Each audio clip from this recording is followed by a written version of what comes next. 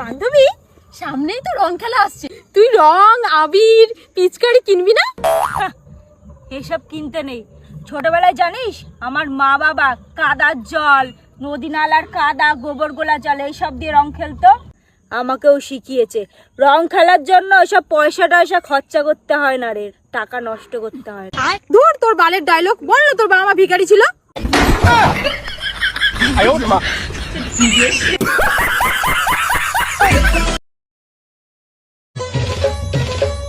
বান্ধবী, সামনেই তো রং খেলা আসছে, তুই রং আবির পিচকারি কিনবি না? এসব কিনতে নেই। ছোটবেলায় জানিস আমার মা বাবা কাদার জল, নদী নালার কাদা, গোবর গোলা জল এইসব দিয়ে রং খেলতো।